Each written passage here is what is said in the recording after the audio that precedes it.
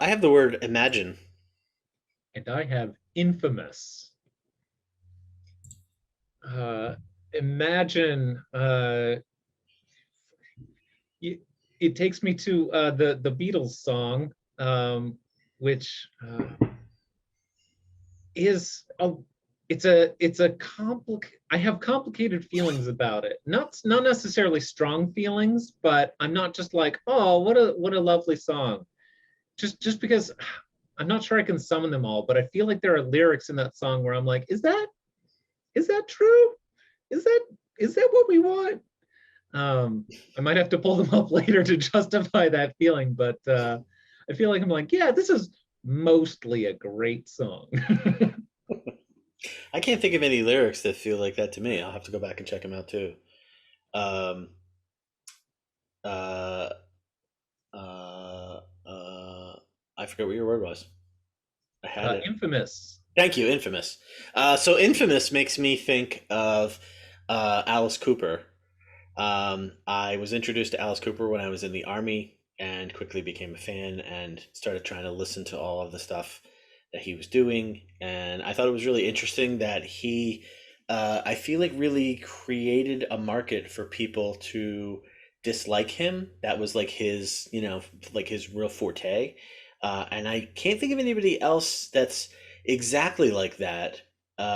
His whole feeling of being liked lies in the feeling of being disliked. Like if you dislike him, you're doing what he wants. That means that you like him enough to dislike him. It's like this bizarre thing. And I thought I would really like to be that for improv, be this like infamous person, but I don't know how to go about it because I feel like so I don't know if you probably don't know many Alice Cooper songs, but like a lot of his earliest songs are all songs where you would be like, "Oh, that's a terrible thing to say."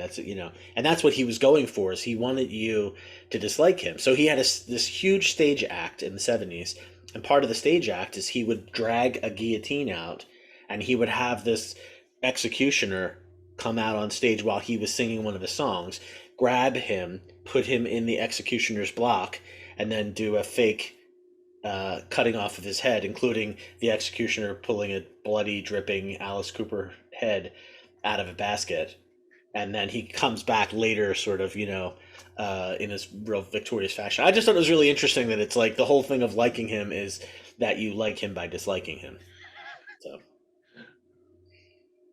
I love to hate Alice Cooper. right. So is it Imaginous? Is that too much? No, it's definitely Imaginous. Yeah. Imaginous. Infab. No, it's Imaginous. Imaginous. Infamid. No, I can't do it.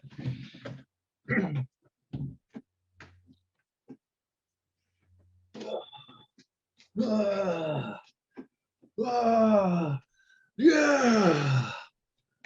Ah. All right, all right. Here's your food. Ah. All right, Leonard. Yeah. Leonard, remember, today's a big day. Yeah. Yeah, I'm man. gonna smash some heads today. Yeah. Well, you're not going to smash head. Now, remember, we're not going to smash heads. That's the kind of talk we keep for the cage. Okay. I'm, I'm gonna politely discourse some Yes. heads today. Yes. Exactly. All right. Now I'm going to unlock the door. Yeah. Remember, no chewing. No chewing on my face or head. I won't chew on your face or head. Okay. All right. Now remember, the state requires me to put a. It's fine. Not chewing. Thanks, Leonard. That's Ah. fair. That's fair. It's fair. The state requires me to put the collar on. Now, do you want to do it, or do you want me to do it? Why do you taste like Chanel number 5? Have you been necking with Maria?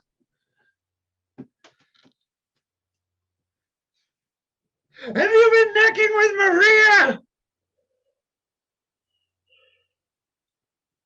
I don't want to lie to you, Leonard, but I don't. I'm not a liar. Not with you. Look, it just happened, okay? I'm feeling real chewy, Dave. I feel bad enough, Leonard. Why, why do you feel bad?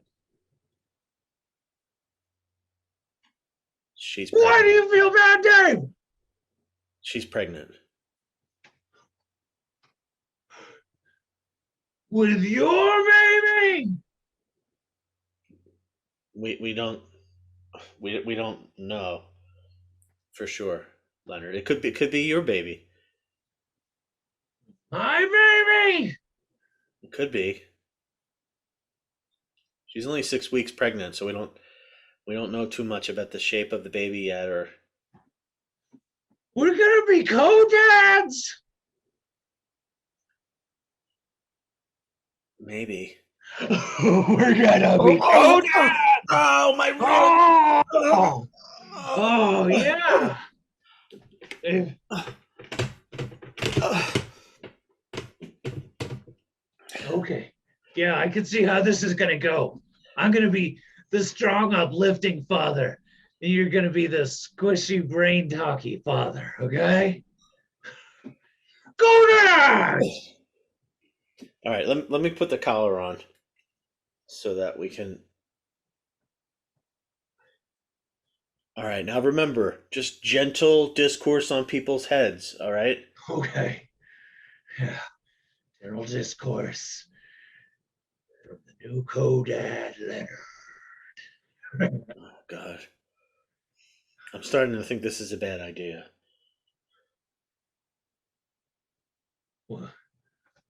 Who's out there? Who am I gonna gently discourse? Is is it do we have Nietzsche? Is Nietzsche out there? No, it's not. It's not Nietzsche. Well, it's a guy named Nietzsche, but it's not Nietzsche. Uh It's Joe Nietzsche from Time Magazine. I know you're not talking about that Nietzsche, so it's a no and a yes at the same time. the same Joe Nietzsche that wrote an op-ed on how Pfizer has been taking too much palm oil and burning down the rainforests. Yes. I love that guy. I'm gonna gently discourse his head. Well, he's working for Time Magazine. He's doing an article about about freaks. What do you mean, freaks, Dave? He wants to interview us because he doesn't know which is freakier, the guy who's a freak or the guy that keeps the freak in his home. We need the money. I don't want to do this, but we need the money. You eat 5 times a day, hundreds of pounds of meat. I just can't afford it. I'll do this interview for you, Dave, but he cannot ask about my cornea. He's going to want to ask about your cornea. No cornea questions. Ow, Ow, ow, ow, ow, ow, ow, ow. Leonard? You know I'm sensitive about my cornea. All right, well, I'll try to distract him with some banal conversation about table settings. Okay. Okay. I'll do my best, but I can't make a promise to you that I can't keep, Leonard. And then while he's distracted, I'll smash his head. Leonard. Gently discourse his head from behind. I mean, that even sounds vaguely threatening, but yes. All right. Are you ready for this interview? Yeah, come on. Ah!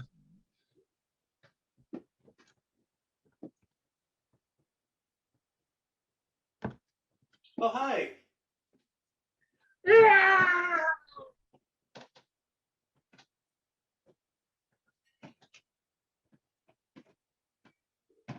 Mm-hmm. So it's okay? I think it's going to turn out just fine. Mm-hmm. Okay, good. I just if Mandy finds out, I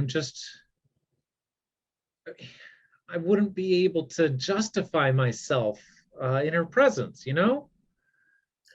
This is something that a lot of our patrons have to work through, okay, John? Now, you just don't think of the whole puzzle when you're trying to put one piece in there, right?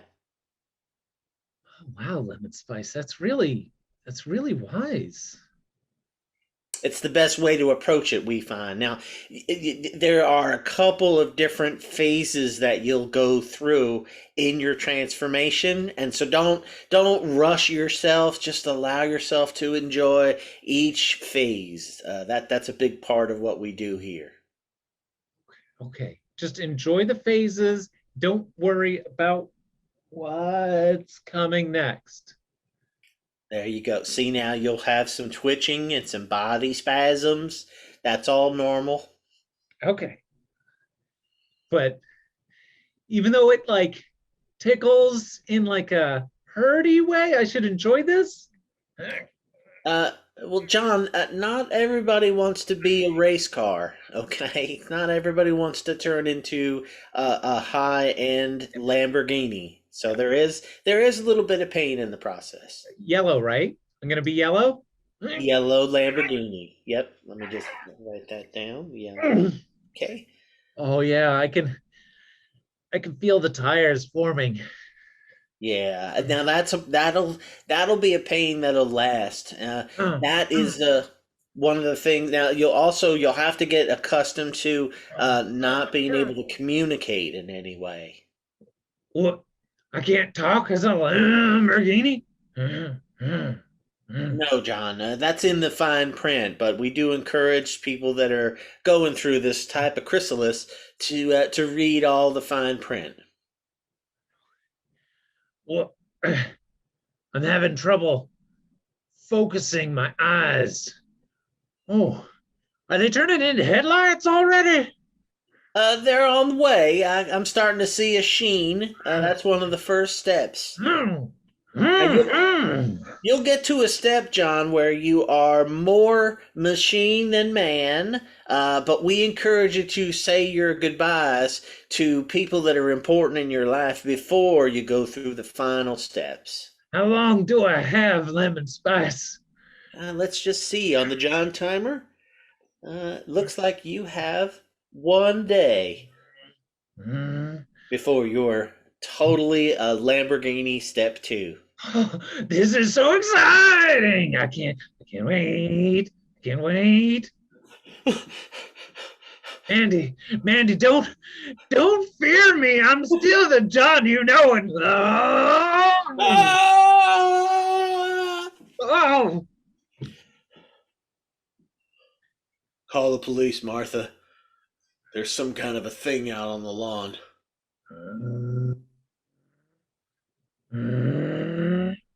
Martha? Dad? Fetch me my shotgun. No, Dad, it's me. Don't you recognize your own Ferrari, son?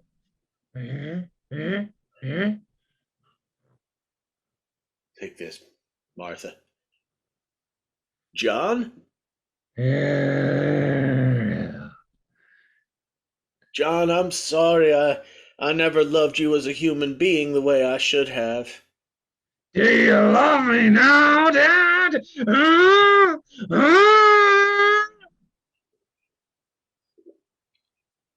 I love what you're becoming, but right now you're kind of a weird mix.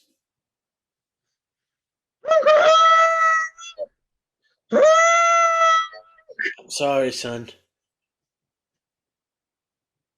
But I'm closing the door on you.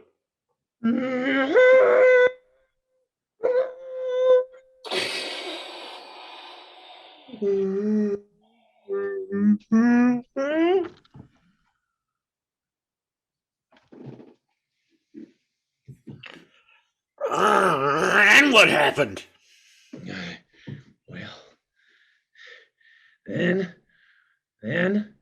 my nephew and my niece, they said, finally, we can play with you. And I realized that I'd never played with them as a human and I'd failed them as an uncle. Oh, that's difficult to...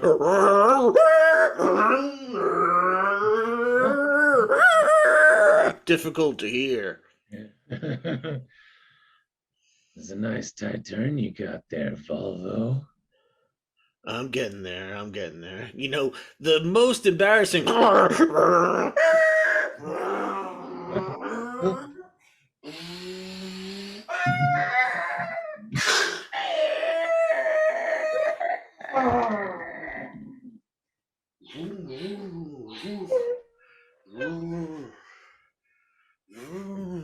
difficult part was saying goodbye to my family. I thought I was closer than ever to getting my father's love and respect, but he just shut the door on me. I'll never... Mm.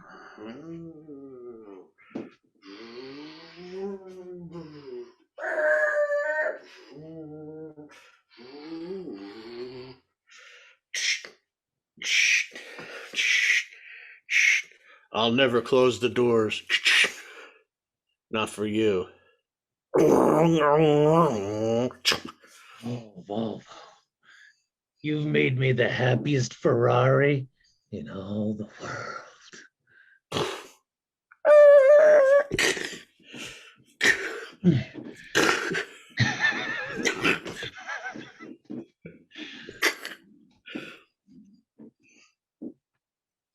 Huh.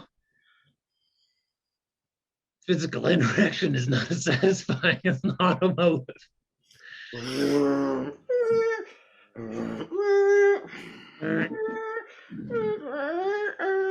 I'm trying to shake my head, but there's no... Oh. There's no way to do it. John? Take this anymore, Volvo. All I can do is drive. John, I have something to...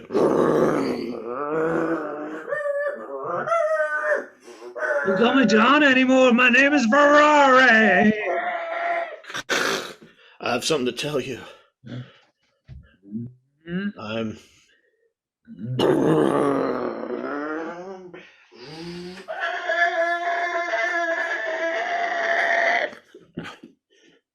pregnant. I'm gonna be a car dad. You're not the only one. There's another car involved. You're a co-car dad. It better not be that son of a bitch Pinto you've been hanging around. Oh, Pinto!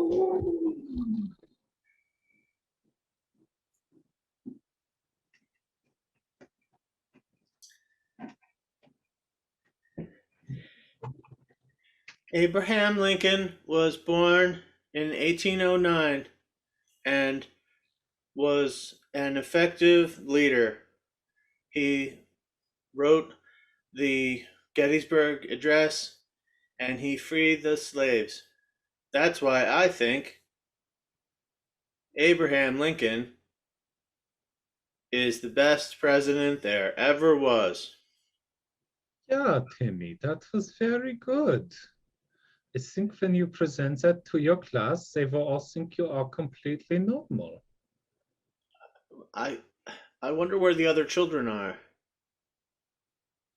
This is your time, Timmy. We are here to talk about your sphere of presentation in front of your peers. Okay. If it's okay now, can I call my parents? No, Timmy, that this is not prison. You do not get one call. We are just here for your emotional stability. Okay. I'd like to try it again from the top, if I could. You know, you are only going to get one chance in the classroom, Timmy. Sometimes you have to accept that imperfection is actually beautiful, you know? Like when you said that, hello, I am Abrahams Lincoln, everyone will understand that you are meaning Abraham's Lincoln, okay? You don't need to get every syllable right. That's not what my dad told me. My dad told me that to be an effective orator, you have to get every syllable in the right order and say the words that you mean to say. Yes. Your father, this E.C. Cummings? Yes, not the famous one. People always ask that. Okay. He is a professional speaker for the NASCAR circuit, yes? Yes. It is what it says here. See, in a professional environment, precision can be important. In the race car world, precision is very important, and they will not accept any error at all. But you, Timmy, are in elementary school and you're still learning. And so we understand that you will make mistakes and you will learn and you will grow, okay? Mr. Manheim, Yeah. why do you have information about my parents and my neighbors and some of my friends in class? Asking too many questions again. Timothy, what did we say about questions? Questions are the death of democracy. That is right. And do you hate democracy, Timmy? I don't think so. No, you are a good American boy who does not ask useless questions. Yes, Mr. Manheim. I'd like to begin again. Can I do? I'd like to do my second president. Second favorite president. Yes, of course. I always love it when you do Taft.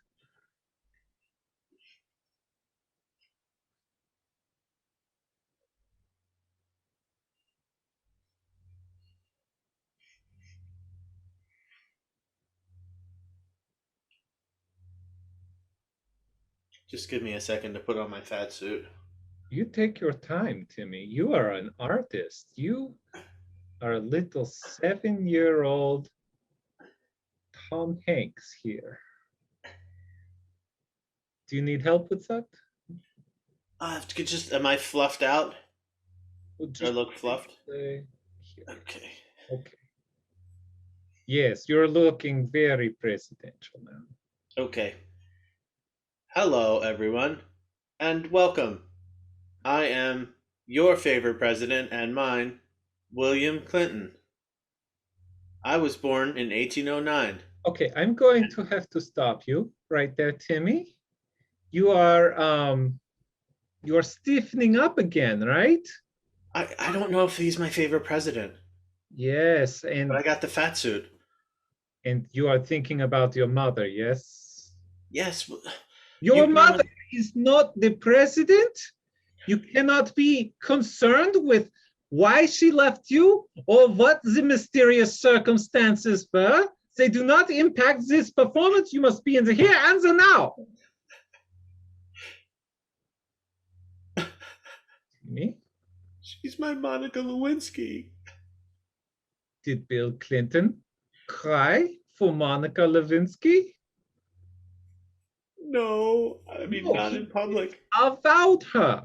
Maybe he did it in secret, but not in public. You are going to be Bill Clinton and you are going to disavow your Monica Lewinsky, your Monica Lewinsky, if you will. You should. That's pretty good. I'm going to write that down. Monica Lewinsky.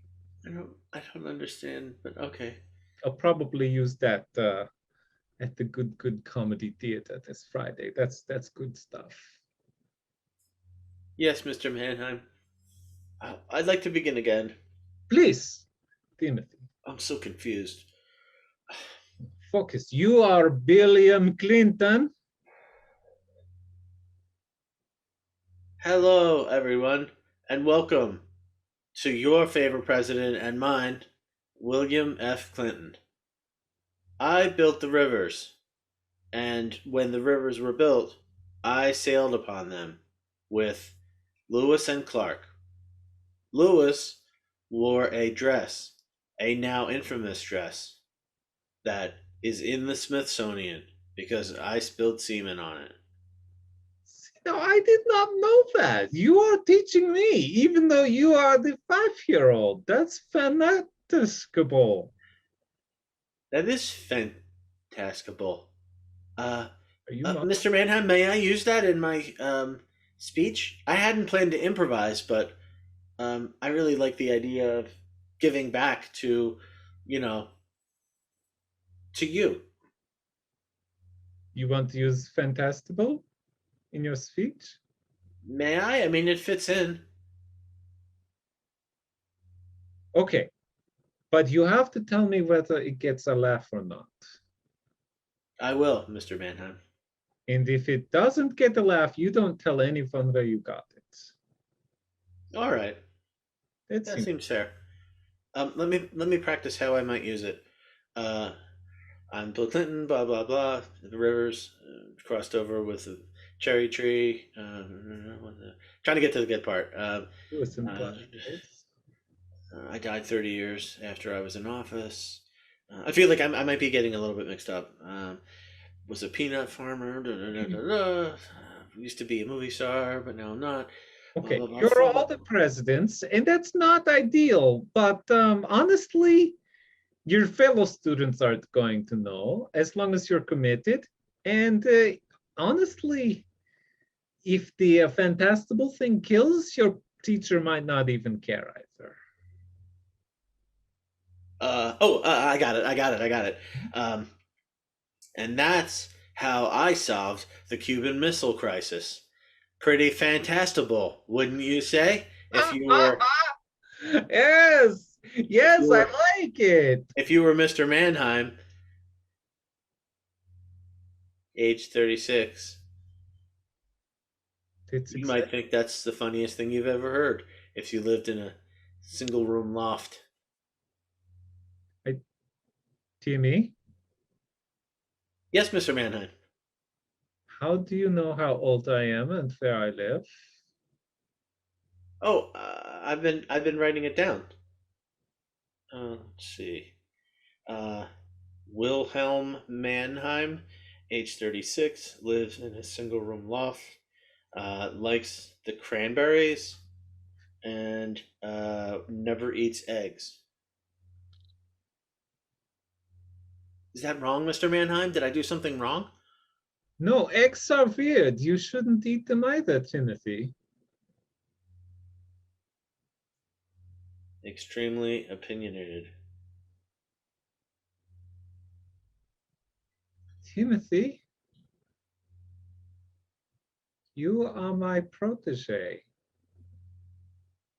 You will take over the Manheim family business when I die. Me, Timothy Jimmy? No way, Mr. Mannheim.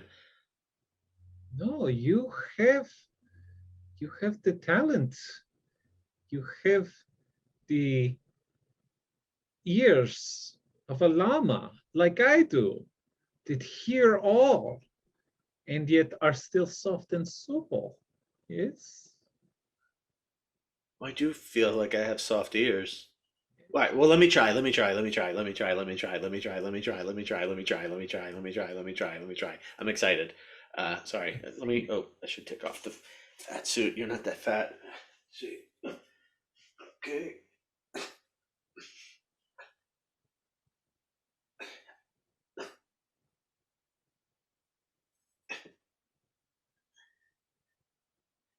It's heavy. I think that's the point, actually. Oh, let's see.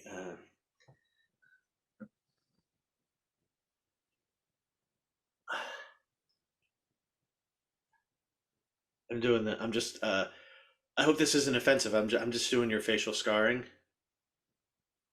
Yes, it's so realistic. Well, it looks like someone cut your face open with an X-Acto knife. That's what I was. It, I mean, it was a straight blade, but close enough.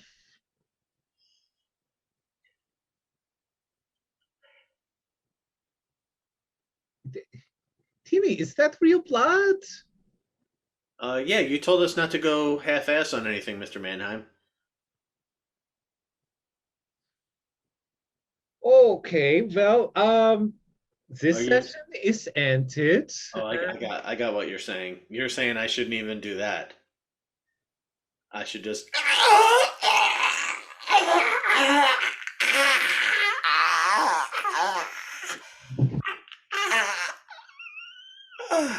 Okay, I'm going to go, not to my one-room apartment, and I'll call you.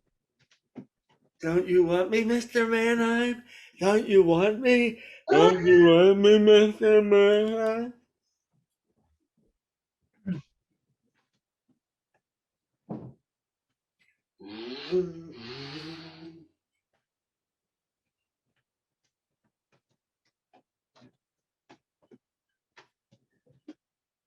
Thanks for taking the time, Leonard. I wonder, could you just, I just have a couple questions for you for Time Magazine, and then we won't keep you.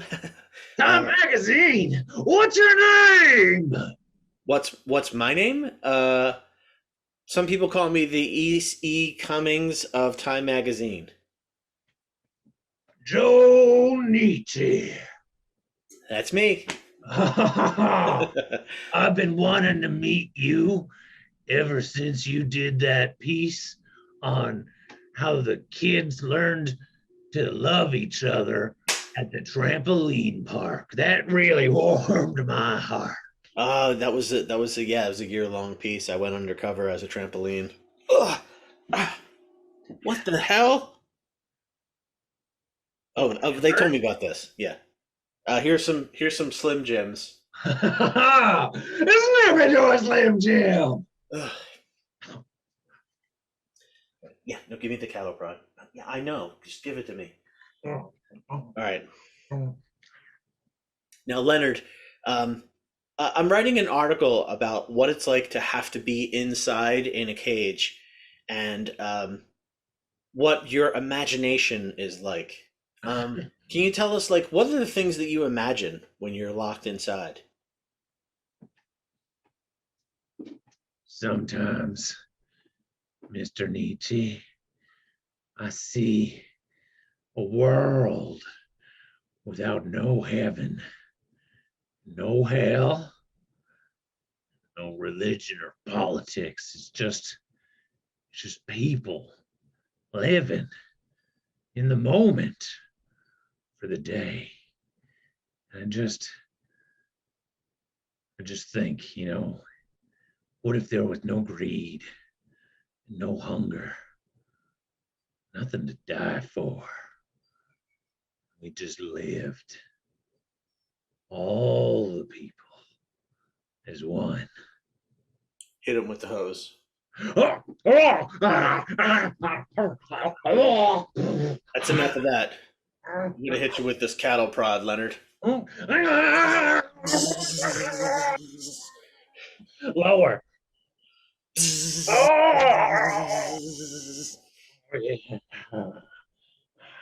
Ow. But also thanks.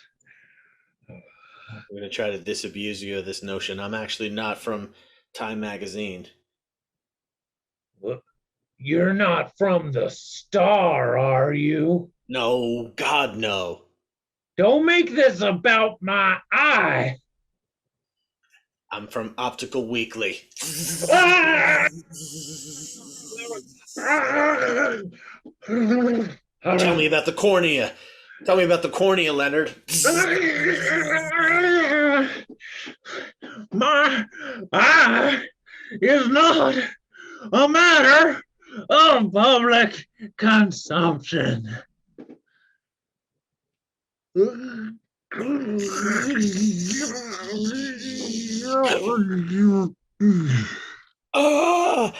Ah! Ah!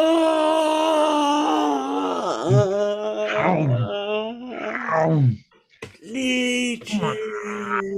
To a slam.